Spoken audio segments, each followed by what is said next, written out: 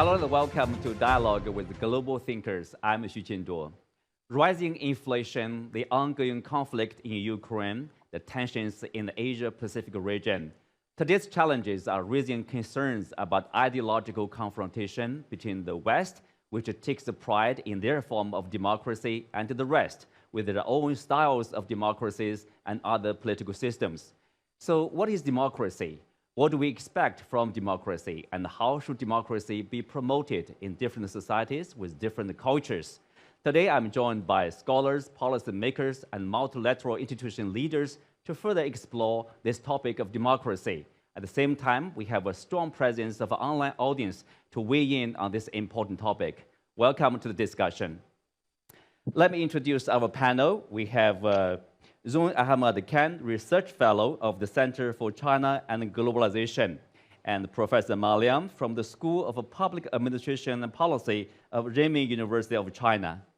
And online, we have Michele Geraci, former Undersecretary of State of the Ministry of Economic Development of Italy.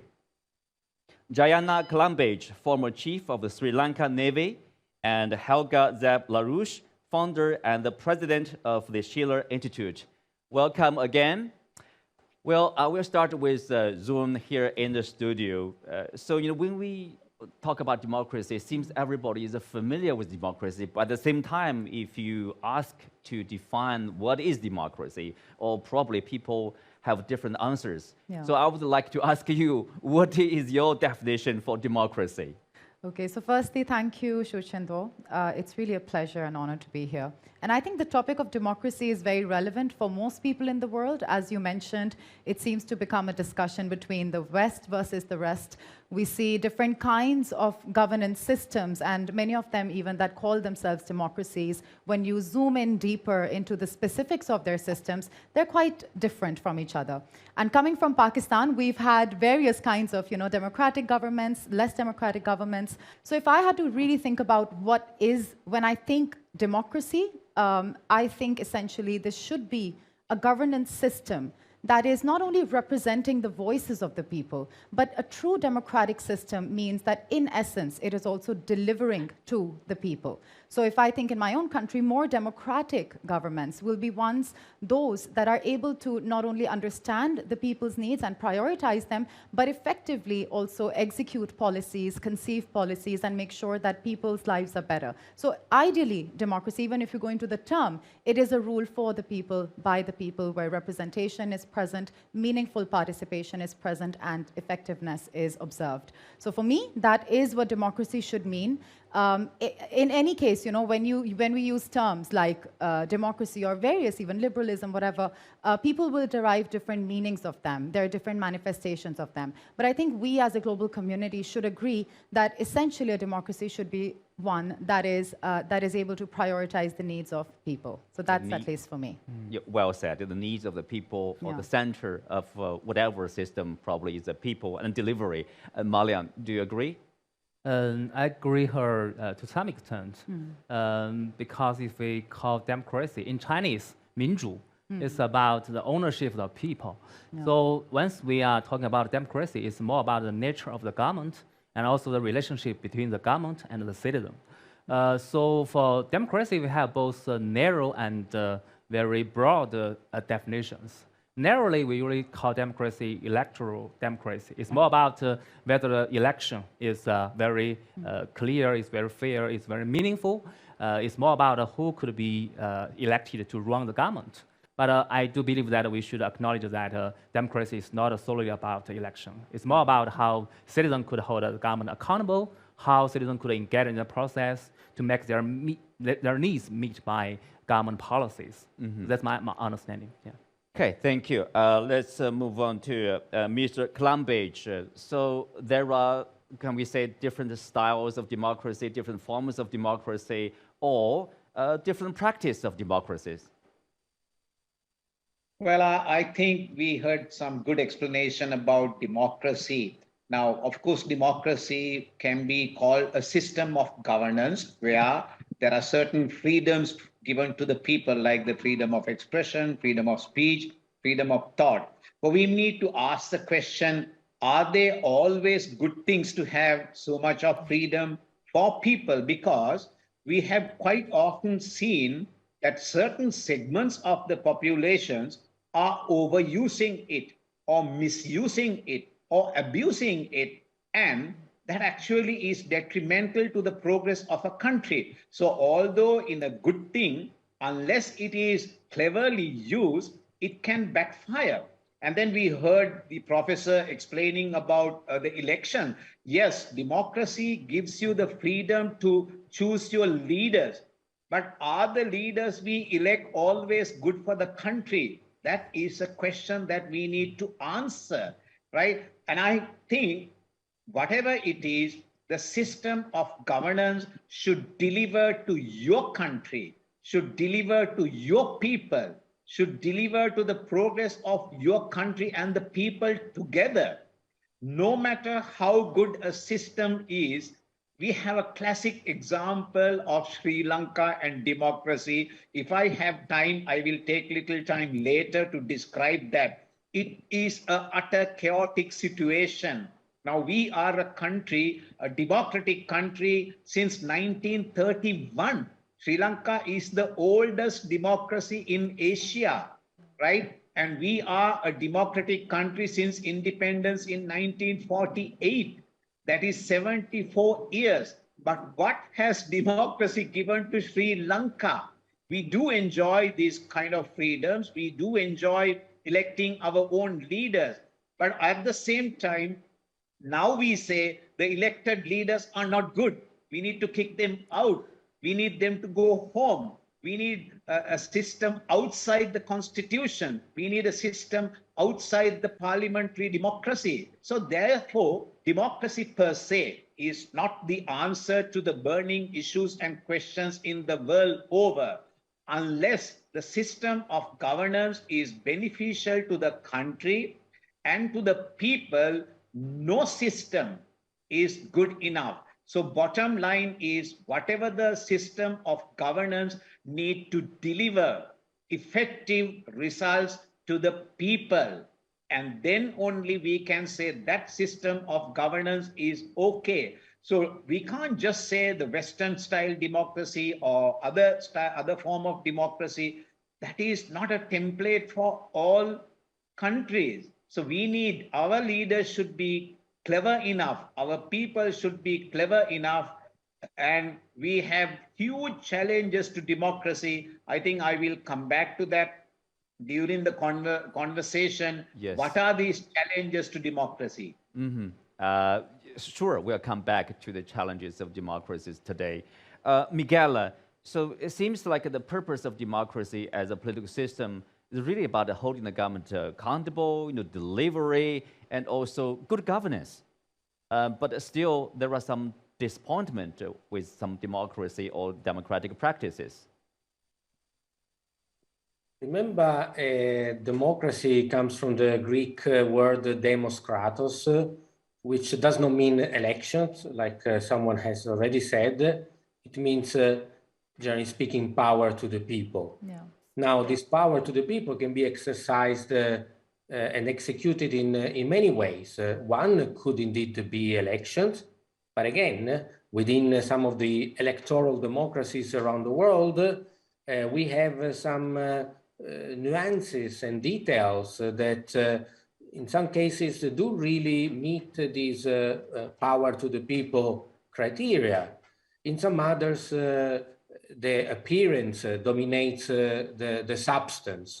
So we have many nominal democracies where people really have a limited power, even if they vote. And maybe we have other countries that are nominally not considered to be democracies, where maybe people have more power. If I may, I do the comparison with China. China is considered by some of the Western community a country that is not democratic, but we discussed it before that a few months ago, the Chinese government has pushed the concept of a democracy by deliverable, not democracy by processes. So in a way, Western society attach most importance to the process, hence the election. And maybe the Chinese system attaches most importance to the result, not to the process. So people do not get to choose who is the Minister of Foreign Affairs in China or Minister of Commerce, but the government delivers. So that's when we almost have a ex post democracy, where the Chinese government does what is in the interest of the people, even if people don't get to choose directly who the ministers need to be. And this is in a way the covenant, maybe the pact between the Chinese citizen and the Chinese government that has been going on for several decades. Finally, one thing I want to remind our also Western audience that we also have the principle of self-determination of people that we always use sometimes as an excuse to wage wars, not really because we care about people's choice or freedom. And we always say, well, the Chinese people should also choose what they want. And yes, they did it. You know, China had a war between 1945 and 49, and the people of China chose to have a communist system since 1949. So they didn't elect it, but they did more. They fought to have it. So it almost, if I may, it's a stronger form of power to the people, because they did it with weapons, even sacrificing lives, than just casting the ballot, which is an easier thing to do. So it's a very complex argument, especially now with these geopolitical tensions, where countries also, and here, if I may, I speak as a former member of government, some Western countries tend to interfere with the affairs of other countries by telling them what system they should adopt. I think this is a little bit a heritage from colonial rule, where indeed many Western European countries did impose on Asian and African and South American countries their own regime, and even North American at the beginning. And I think this is a dangerous trend that we need to stop. We need to let everyone choose what they want. We had just now, Mr. Colombage said we had democracy in Sri Lanka, but we also know that Sri Lanka has recent problems. So let the people of Sri Lanka solve their own economic problems. If they don't like the leaders, they will choose someone else. But it will not be up to someone external to tell people in Sri Lanka what and how they should do it. And I know this is a very important topic in China that does feel in a way to be surrounded by this kind of international pressure. Good point over there. Helga, so what are your yardsticks or standards to evaluate a democracy, whether it works or not? Well, I think the democracy debate has become sort of exaggerated. It's almost a religious term. You know, it's treated as if this would be the only politically correct form of government. But in history, if you compare, for example, ancient democracy in Greece, this was a direct democracy where the majority of the people, naturally only men, no women and no slaves, but the majority of the people had direct participation. They could speak, they could deliberate on policies, and then make a decision and that would be carried out. There were no political parties, no parliament, no professional politicians, and that has changed a lot. If you look at the democracy today, the liberal democracy, well, you have actually the lobbying of interest groups, which are represented by different parties. And that goes many times against the interest of the nation. This was even mentioned by George Washington in his farewell address, where he warned against the existence of parties because he said that this could lead to a situation where the interest of the nation is being forgotten. And, you know, so you have today a mixture of these different interest groups which represent the majority. And who are these interest groups? Well, it's the financial sector, it's the military-industrial complex, and many times they are not representing the interest of the people, even if they talk about democracy all the time. And there is another point, you know, sometimes democracies and majorities are also dead wrong. We had many examples in history where a majority was not wise, and then it is the obligation of a minority to fight for the truth. And how do you define the truth? The truth for people is that which guarantees the durable survival of a society. And that is not always and many times in contradiction to the interest of these lobbyists and interest groups. So I'm a little bit more critical of democracy because I think, Plato and Thucydides, the Greek historian, they had a point when they said that democracy is a very unstable form of government and it can turn into a tyranny very quickly. So they were not so appreciative of democracy at all. Right. Ma Liang, the Chinese would like to call their own system, they say people-centered or the all-process democracy or people democracy simply. They don't stress very much about the elections or large-scale activities to elect the officials. But as we said, but how does it work, in different stages of decision-making probably, how do officials or governments receive, what's the response, from the people? How do people hold the governments accountable? Yeah, so in China, we are promoting the concept of a whole process, people's democracy, which highlights at least two elements. One is about the whole process. So China's concept of democracy is not solely about the election stage. It's more about what the government would do after they can have the power to run the government. It's also about how the government could deliver outcomes, but also about how the citizen could hold the government accountable. For example, it's more about how the government could be monitored and could be checked by the citizens. So one is about the whole process. So once we look at China's democracy, it's more about how we can look at the whole process at different stages, not solely focusing on election. And the second is about people-centric or citizen-centric.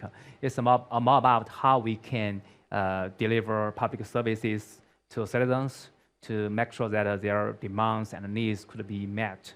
Actually, to some extent, people might not know about what they really want. And to some extent, they are kinds of myopia, means that they are more about self-interested.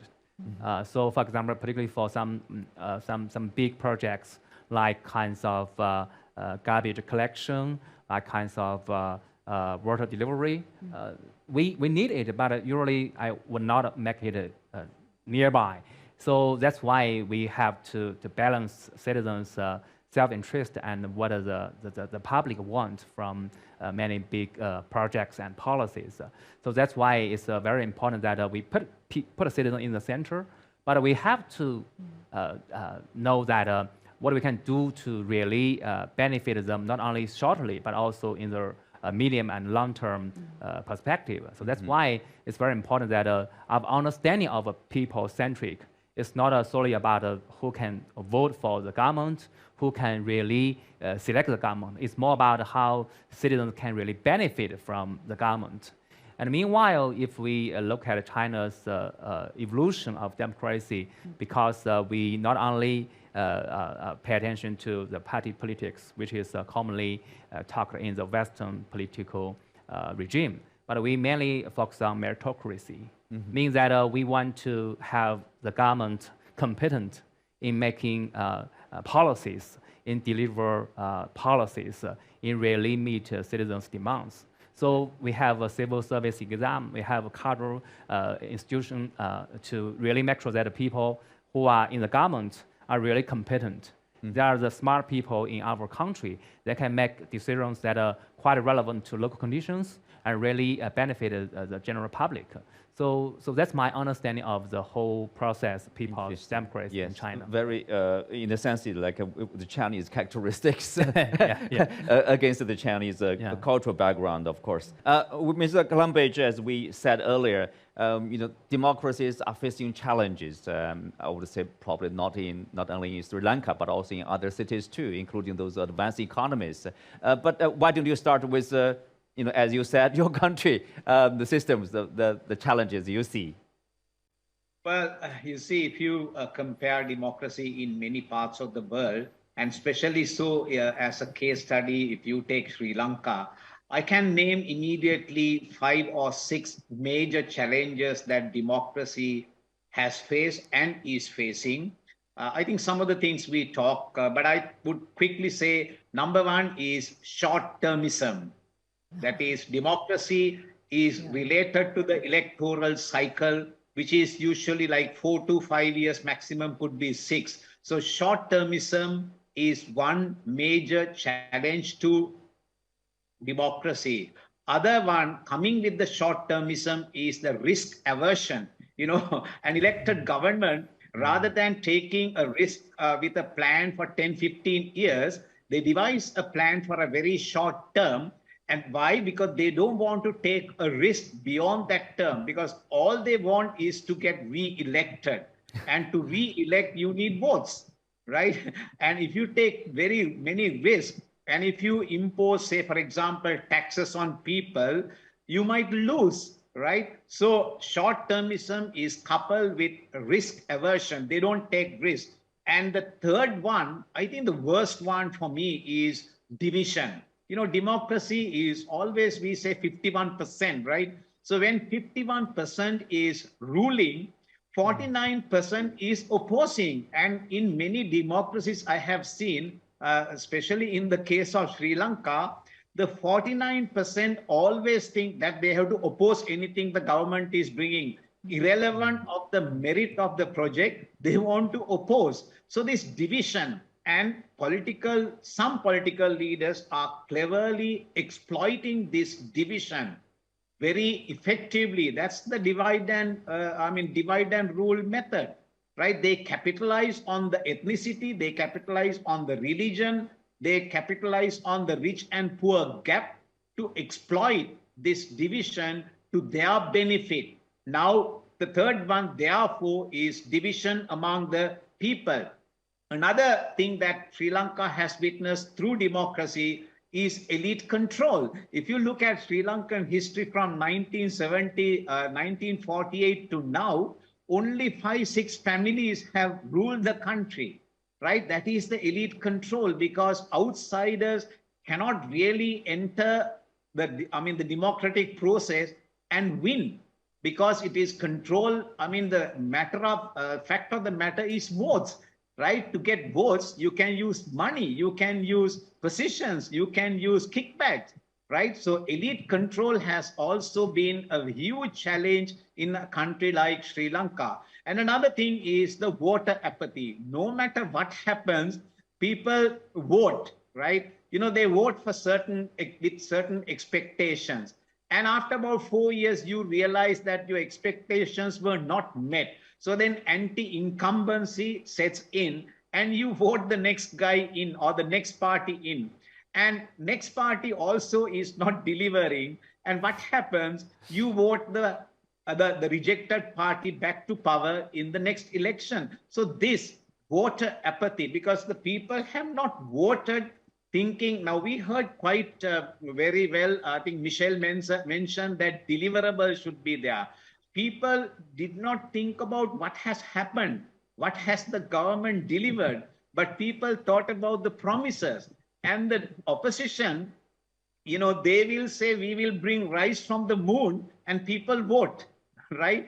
The opposition would say, we will give every subsidy in the book, people vote.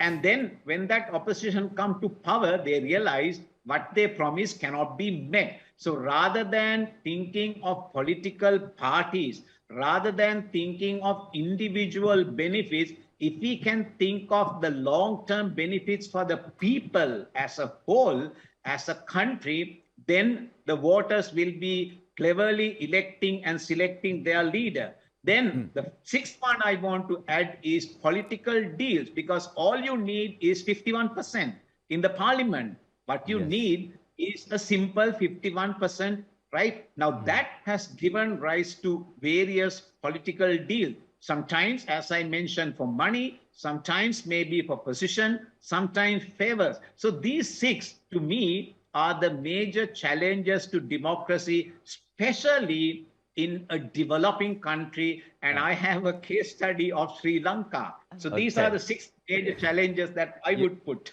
That was an interesting point there. Zoom, obviously, for a democracy, in particular Western-style democracy, people stress very much about the individualism, but the individual rights and also the freedom. As Mr. Colombage mentioned earlier, sometimes there's an overuse, abuse of freedom. And then it creates this opposite effects of what you expect. Yes, I think I'll also refer to the previous points that he mentioned about some of the challenges that democracies are facing. And I'll add, beyond short-termism, there's also an issue of elected governments in the short period that they have. They start spending, they start overspending to make their voter happy and then leave for the next government to pay off the loans or to put them in a tougher situation. So that's another issue that the short-term mentality is creating. And as far as another point referring to the previous panelists was the idea that it divides society. When you have two dominant opposing parties, the role of the opposition tends to be to just be critical of what's happening now. And then they shift gears, just to show that they're doing things differently. And this is damaging for the long-term economic policy, for how investor-friendly a country is, and even for people as a consequence. So I think, yeah, that's the first point. And then about democracies, your question, basically, that are they sometimes abusing, exactly. That, I think it's like, oh, this is my freedom, this is my right, I don't need to put on a mask, I don't need a vaccination. Yeah, hate speech. I think the fact that at times people are misguided, and that results in very strong views, and then when they express those views publicly, that can be damaging for the society at large. And I think beyond that, freedoms being used negatively is a bigger problem that we are seeing. We have an issue of majoritarianism, where a majority's views are imposed on a minority, and we also have an issue of hijacking that the media, certain factions of society, have more access to the media, or they may be owners of the media. And then they are the ones really imposing their views on the rest of society. So I feel there should be a better sense, there should be an objective decision-making mechanism to determine what are positive freedoms and what are negative freedoms. And that's where negative freedoms should be curbed. There should be a way to ensure that there is stability, and people should feel that there is acceptance for their points of view, but they don't have the right to impose themselves, use freedom negatively. Yeah. Why don't we have take Helga? Not only in developing countries, probably in terms of democracy, but also if you look at the situation in developed world, for example, in the United States, in a sense, democracy is about holding the government accountable, right? Accountability.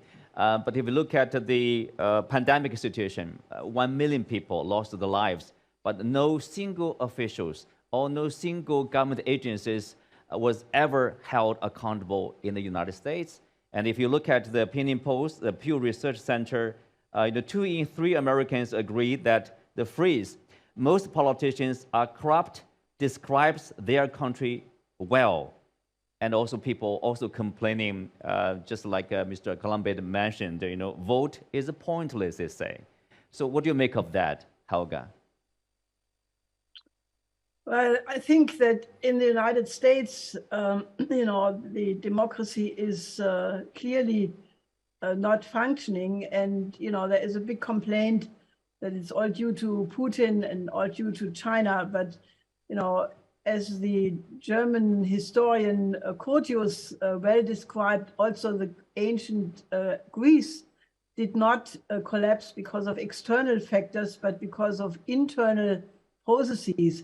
And there is a parallel, because in Greece, it was when the democracy was taken over by sophism, by people who basically denied that there was cognition possible, who denied that there is a knowable truth, who basically said, everything is rhetoric. You have to convince people, disregarding if it's true or not. Well, Pompeo went on record and said in the CIA, they learned how to lie. They taught how to, teach lying to others. That's sophism. And a lot of the politics in the United States, unfortunately, is not so much democratic but it has the infection of sophistry. And I think that is something which brings a big question, because in the recent period, it was always portrayed that the democracies in the world are the good guys, and they are in a big fight against the autocracies, which are the bad guys. And there's right now a process of almost total decoupling going on, economically, politically, culturally. And I think that has to be reversed. And I think the key challenge is that the democracies like the United States, but also European countries, go back to their better traditions when it was much more willing to cooperate with other systems. Like, for example, in the United States, John Quincy Adams, one of the early presidents, he said it's not the task of the United States to go out and fight foreign monsters, but we should have an alliance of perfectly sovereign republics working together for the common good. So right now, I think we are in an incredible process. What will be the future order of the world, and how can we find a way of self-govern us as a humanity as a whole? And I think what President Xi Jinping has put on the table with the shared future of the one humanity is an MO, a modus operandi, how the world can find a joint interest. And he has also made some other initiatives like the Global Development Initiative, the Global Security Initiative. The Schiller Institute has called for a new international security and development architecture, which is pretty much the same idea. And I think we have to move the whole humanity on a higher level than having these contradictions between, putting blame on the other, putting labels on the other, yes, because this leads to a threat to world peace. Well, Michele, before you go, there's in terms of like spreading democracy. Not long ago, U.S. Secretary of State, Antony Blinken was in South Africa. The Foreign Minister of South Africa told him, at the press briefing that, if you came here and tell us like, this is our style of democracy, you should do that. You just copy ours, and then you will be successful. Sorry, no. What do you make of that? Share democracy, share your success with others, but what is the probably proper way of doing that? I think the proper way is to share the successes and the challenges that each country may have faced, and then let every country choose what to do with those stories. It's a little bit like when you go to a Chinese restaurant. You don't have to eat all the food. The table spins around. You eat what you like, what you don't like, and you pick what you want to eat. This is about benchmarking. We do it in government. We look at success. I know you're laughing, but it is a system that allows completeness of information because you see everything, but then you get to decide. And I think that's the most productive way. You offer your knowledge, and then you let the local, the other government to decide and adapt it to their own local situation. Thank you, Michele. And also coming back to Ma Liang, when the U.S. President Joe Biden mentioned, now our priority for our foreign policy is about basically ideological war between democracy and autocracy. We talk about democracy and other kinds of system. In every system, seems to me, there are elements of authoritarian elements and then democratic elements. It's sometimes probably too simplified to justify, to just say this country, this system is bad, that system is good, or because of a name of democracy. To my understanding, currently our debates about democracy are over ideological, polarized, means that we stereotyped democracy by the processes or procedures we are using. But actually, we didn't take account about what's going on the ground. Mm-hmm. Because democracy is, we really said that one size does not fit all. Means that democracy should be taking account about the local conditions, and also it should be understood by contextualized way. Means that we are originating from different cultures. We may have inherited from different political backgrounds. So in that case, we have to acknowledge that we are different to some extent. And also we have to really respect each other in terms of what we are doing with democracy. It's also relevant to what you mentioned earlier about the freedom. Like we see in the COVID-19 pandemic control, particularly in the early days, there are kinds of controversies about whether we should take face masks. Mm-hmm. So in China, because people are really cooperating with the government about face mask wearing, but later on we can see that what's the result. And to some extent, we have to acknowledge that we have to balance between freedom and what the government could do with the society, because otherwise we individuals could not do without this kind of institutional arrangement. Yes, that's an interesting point there. Colombage, Mr. Colombage here, like whether you call a country democracy or what a style of democracy or what kind of democracy, but ultimately, isn't it about the good governance? Because people would like to have a good governance. For example, Singapore, for some Western nations, they would say Singapore is not a true democracy, but Singapore is one of the best governed country in the world. Well, yes, I think Singapore, I think we can put a few other countries in that bracket. Singapore, yes. Maybe Dubai, maybe South Korea. When you look at how fast they develop and how did they develop so fast, you need to question the exact copy of democracy that the West wanted. Well, it was, in my observation, it was not exactly the same copy of democracy that the West wanted other countries to follow. What is important is these countries, they selected what is the best form of governance for that country, keeping the people in mind, keeping the development of people in mind. So therefore, rather than talking about the system of governance, of course, yes, we need a system of governance, but I think we need to have love for the people.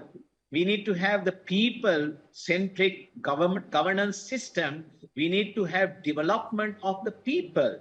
So that should be the most important criteria in any governance system. It is not this democracy or that autocracy or whatever it is. If the system of governance can deliver the people to prosperity, I think that should be the case. And we heard a little while ago, 100 million people were taken out of poverty within a short span of time in China because the Chinese government made it, I think the Chinese president made it a point that we must eliminate absolute poverty from China, and you did it. And you did it, right? I think that is critically important. And I really want, Again, it's the results. It's a result of what counts, right? And that also results in the trust of the people in the system. In the system, that's true. Yeah. That is true. You have the trust of the people, and then the government to act in a more responsible way. Yeah. Let's say. Well, we still have. Yeah, go ahead. You want to jump in? If you allow me 1 minute, because you see, as I mentioned, Sri Lanka is the oldest democracy in Asia. But right now in our parliament, one person, current president, with one vote, he became the prime minister and he became the president. So that means the people lost the trust in our system, and people wanted someone who will take us out of this mess. So that, I think, is a huge challenge for democracy. And for the first time in Sri Lanka, we heard the president talking about a 25-year long-term vision. Why? I think he's not worried about getting re-elected. I think he's not worried about the voters, because he was not voted as president by the people. So this, I think we need to really sit down. As the madam said, we need to really start looking at not democracy versus autocracy, but system of governance which can benefit people, a system of governance which can move people out of poverty. Yes, a system of governance that delivers. Well, we still have a few minutes, and we will take a look and see if any questions from our audience or any comment. Yes, the lady in the middle, please go ahead. Thank you, Mr. Xu. We know that different countries around the world have their own forms of democracy, which are based on their social and cultural situations. So how can all nations learn to respect these differences when they talk about and promote democracy around the world? Thank you. Well, anyone want to take the question? Does anyone want to? Yeah. Helga or Helga, Zoom? would you like to respond to that, or?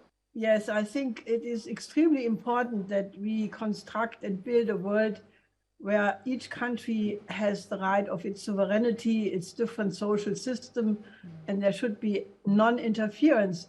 Because, you know, if you try to change the culture of a country, it does not function. And the best example of that is Afghanistan, where, you know, there was war now for 40 years, 20 years of NATO, and they try to impose democracy. They try to change the values.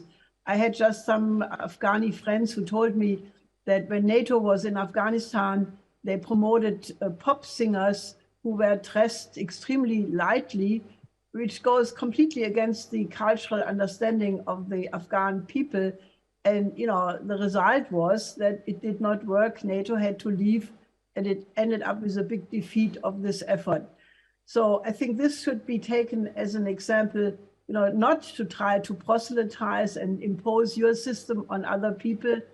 And if you look around the world, you know, I have had the fortune of traveling a lot in the past, before Corona, naturally, and I could see the beauty of all of these different countries: Thailand, India, China, Africa, Latin America. There are so many different countries who all have contributed something beautiful to the universal development of mankind. And I think, you know, if we let that grow and take the best tradition of each country and have a dialogue of cultures among these best traditions, I'm absolutely sure that we will come out of this historical period with a new renaissance, which will embody the best traditions of all countries, but also show the way to a much better future of all of mankind. So, you know, I think that, you know, I want to keep my German classical culture. I want the Italians to keep their Italian Renaissance culture.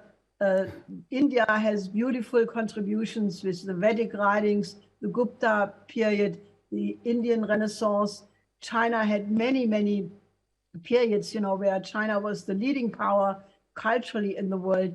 And if these traditions are being, you know, brought to alive now, you know, we can actually overcome the present crisis where many people are completely hopeless and think everything, at least in the West, in Europe and in the United States, many people think it's getting all worse and worse and worse.